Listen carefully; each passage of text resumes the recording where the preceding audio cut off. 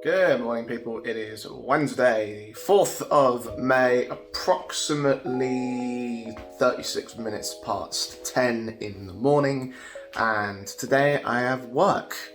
This is an idea that I sort of conceptualized last week while I was in Norway about the idea of like vlogging certain events, and part of what I've always wanted to do is to create some resources around like showing off, like, you know, this is what I, as a full-time pro who's done quite a lot of big events, ends up doing on a daily basis. So I'm going to take you through like the whole day, essentially, from me getting up, like I have just done now. I've just rolled out of bed, into the prep of the day, the show of the day, and what we do like after the fact. So I can give you guys a bit of an insight as to what actually happens during these shows, what I see, what I experience, what I do, and hopefully you can take away from that and learn something, or maybe you can just feel your curiosity rather than anything else.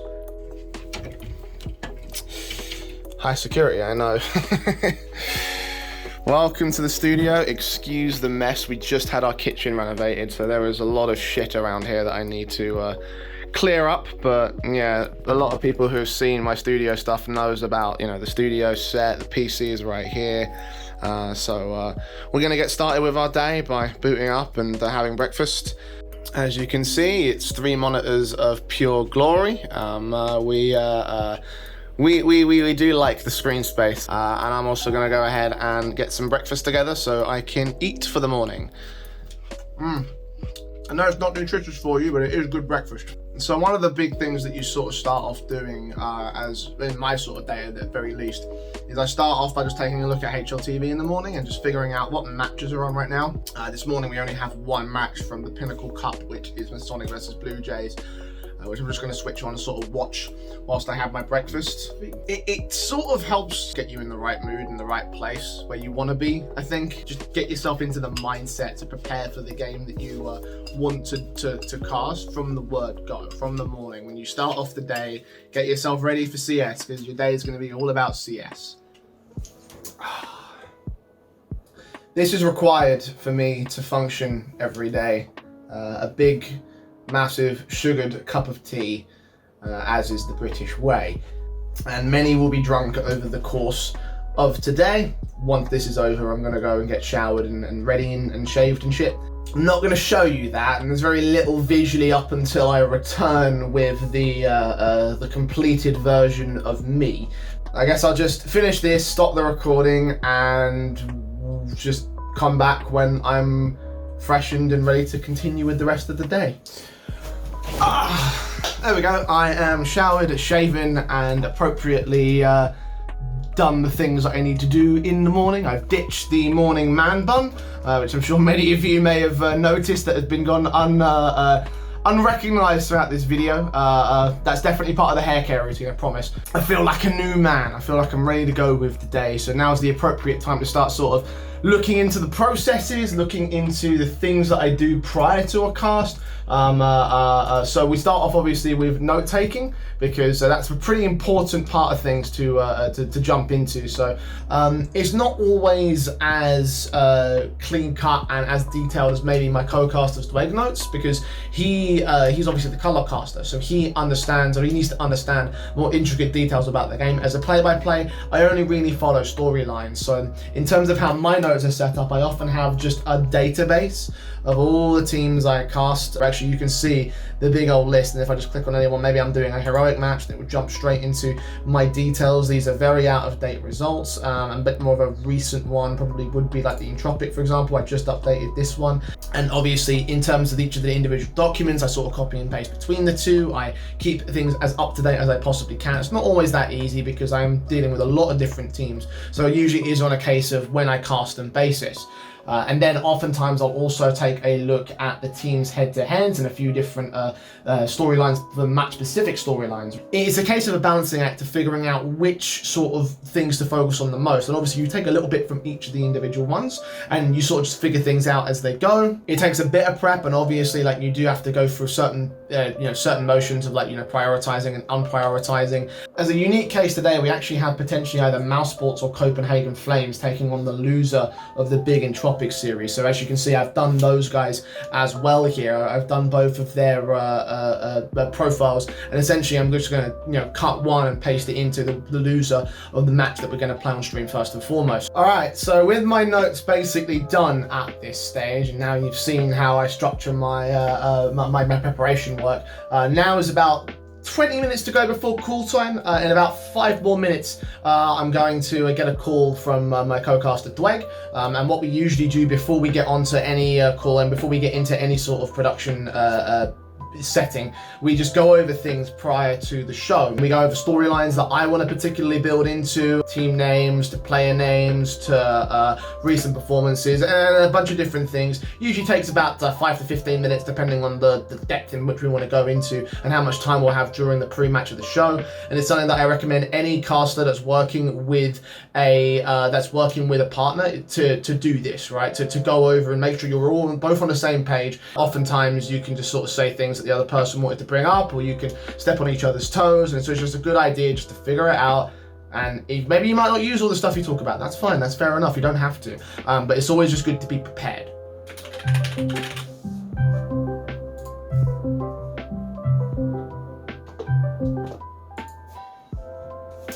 Hello mates, how we doing? That's it? Ah, okay, you were just taking a drink of water. I thought your response was actually, yeah. No, fair enough. I mean, it's always a good chance to make some content. I'm actually filming the vlog right now, so you're gonna. Don't worry, your audio is not recorded, so any incriminating evidence will definitely not be in this video. So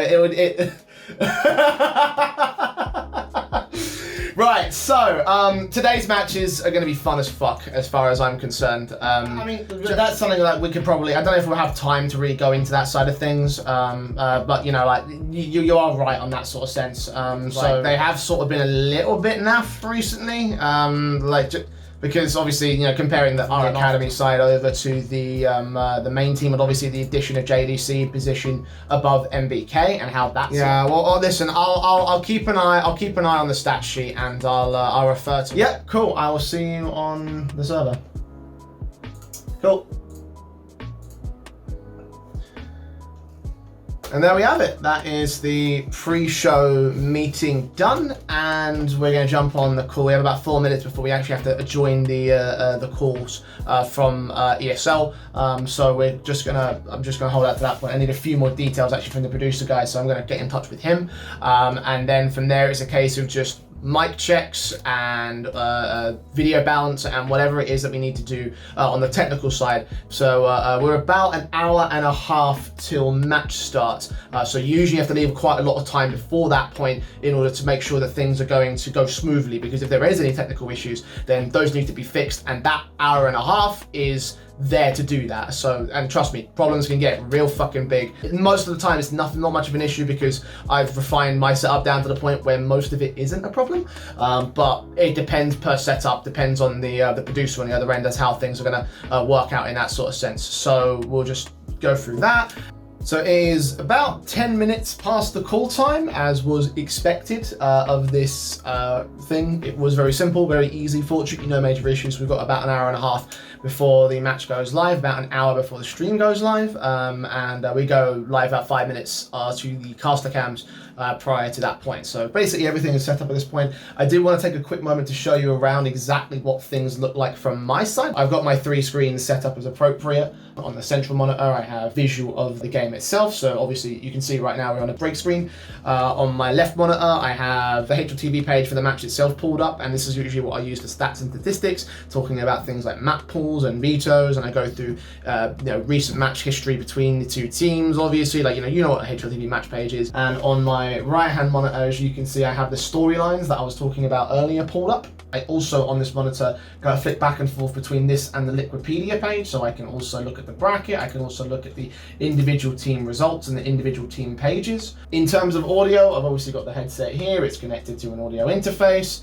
I need to do the ultimate audio engineer's guide to casting headsets, and I also have this little trinket right here, which is actually very handy. So basically this is a stream deck, and what I've done is I've actually hooked it up to an app called Voice Meter. This is basically how I manage all my audio, so I can do things like mute and unmute my mic, mute and unmute the game. I can also turn on and off the speaker audio and my headphone audio as well. If you're asking how we get the PGM feed, it's through an app called vMix. You have to pay for this, but most casters usually end up doing it through browser. I make enough to the point where I can justify a license, so I could also do broadcasting. And as you can see, there's my camera on the left-hand monitor. The PGM comes through, on the right-hand monitor rather, the PGM comes through the preview, which is just fed back into a full screen thing, which I set up on the vMix side. Basically, it's a case of just one feed coming in, one more feed going out. The camera, which you cannot see very well because I've got two big key lights going off right there, is also operational. Try to see if I can swing it around. There you go. That's a nice artistic shot that you can see. Some variations on this setup will often have some studios send us a GoTV feed with an observer thing on it. But that's essentially like the way we can also see stuff like in-game stats and things of that sort of nature. And you can't really get that with a PGM feed. But depending on really the setup that we use, it doesn't really affect the job too much. Like, end of the day, you are seeing the game feed. For the most part, this is essentially what we end up using on an online environment. So with that, we have about an hour and 15 minutes. So I'm going to go have some lunch, get ready for the show, probably change into a much more nicer shirt, and just sort of go from there, really. There we go. Dressed in my gothic best and a new cup of tea to boot as well. We are 28 minutes and 26 seconds away from Entropic versus Big, our first match of the day. In terms of dress code, ESL don't enforce anything specific. Most TOs don't. Whenever they do, we usually comply because it's not that big of a deal. So we are basically just waiting to go at this stage. It's just a case of settling down. There's a few more prep things that I want to do before I get started. Obviously, finish my cup of tea. And then I also, before we go definitively live, I want to dose up on a little bit of this. Now, let's see if I can zoom in on that for you. You can see that? That's hemp oil. This is CBD oil, which is legal in the UK. It might not be legal wherever you're at, but for me, this helps a lot with my anxiety. Anyone who follows me on Twitter in the past month or so knows that I've been suffering from panic attacks, and especially on broadcast, and these really help to calm me down. So I highly recommend this. I highly recommend this to anyone who's really thinking about who's getting issues with anxiety or maybe panicking in the middle of a broadcast. These do end up helping if you want a medical solution. They aren't a permanent solution, because even with these I still get panic attacks, but they are a great step in the right direction. So I recommend these to anyone who might be thinking about broadcasting, who might be concerned about that sort of thing. I'm just taking a picture for Instagram to send out to the social media page. I just made my tweet as well on the PC. We're about 15 minutes away. Hello. So as I was saying before I was rudely interrupted there, I am just doing my social media post. I put one out on Twitter just a moment ago. I'm just taking a picture of Instagram, putting that up there.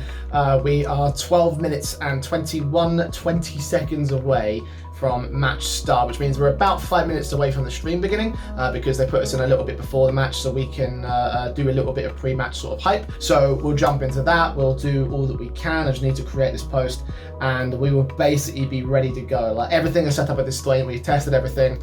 I'm hoping nothing will go wrong between now and us going live, because that has happened before. So fingers crossed here.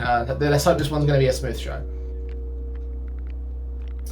Hello ladies and gentlemen, and welcome back to the Intel Extreme Masters for IEM Dallas Closed qualifiers here in the European region. We are 2 matches away from deciding who will be the final few teams that are heading to that all-important city. I'm the Eternal J. I'm joined by Blake here on the final day of our European qualifier. We get the pleasure of taking, because both teams have generally had their inconsistencies when it comes to the Tier 1 space. Entropic are still looking for a deep Tier 1 run. Big can sometimes beat FaZe Clan when they come up against them in a LAN environment, and then the statistics for what Entropic have done recently and what they've been able to have on that Dust 2 map up, and realise that Big might not be in the best of places when it comes to picking into that one. But with only 2 seconds to go in our matchup, we're about ready to jump into our first map of the day, our first matchup of the stream. Entropic taking on Big for our first qualifying best. Inbound, making noise. That's enough for the orbiter strike. keeps away and gets his pick in. 19-17, appropriate. The Torsey closes with a 3K, dropping 30 frags in that map and securing a 2-0 series for Mouse as they qualify for IEM Dallas. Teams are lined up and Dallas is set to be an amazing event. So make sure you're tuning back in to ESL TV for all that action when it does roll around. For now though, we bid you all adieu on behalf of myself, the Eternal J, my co-commentator Blake, and all the production staff and admins behind the scenes here at ESL. And thank you so much for watching and for listening. And we'll see you back here for IEM Dallas on the 30th. Until then though, good night and goodbye. There we go. What have we done? 7.5 hours. Is it 7.5? 1:30 to 8:30. That's 7 hours. 7 hours after starting today's proceedings, we have finished our last match with Mouse taking the 2-0 over Big. And that concludes the day. There's not a lot of footage to really show you other than just that ending sort of sequence. There are a few sort of like after broadcast things that I have to do to make sure that everything's in order for the next show. I haven't got anything else coming up in the next week or so, but there are a few things I have to organize, particularly when it comes to note taking. So the key thing to note here is that I've made changes to a lot of the details in terms of my notes for each of these teams. The key thing is to sort of like update things and fill in the extra tournament that we've just done. After I've done that, I literally just have to copy out of this particular document, which is my storyline of the day, and then paste back into the master document, which holds all the information. So everything that I have in this database basically keeps up with whatever it is that we're doing. I update it as I cast it. So now this info is up to date. It's back in the database. So that way I can use that in the future and I can adapt that for the next show. And once that's done, basically the day is over. At this point, I can go on, play games. I usually have dinner. I have done the broadcast. I've done everything I need to do. And essentially this repeats for however many days the show's run for, in this particular case, just a day until the tournament is over. So I hope that's given you some insights as to what happens during a regular day in the life of an esports commentator. And I hope that you've learned a little something, or at least satisfied some curiosity in that sort of sense. And yeah, feel free to subscribe to the channel for more content. I don't really know much about this influencer stuff, so I'm just going to say, do what you want to do, like, comment, blah, blah, blah. Let me know if you want to know anything else, or if you have any questions, you can hit me up, and I'll be sure to answer as many as I possibly can. But until that point, until the time we next meet on my channel, I do want to bid you all adieu on behalf of myself, the Eternal J. Oh, hello. My light's telling me to bugger off, so that's what I'm going to do. See you guys later.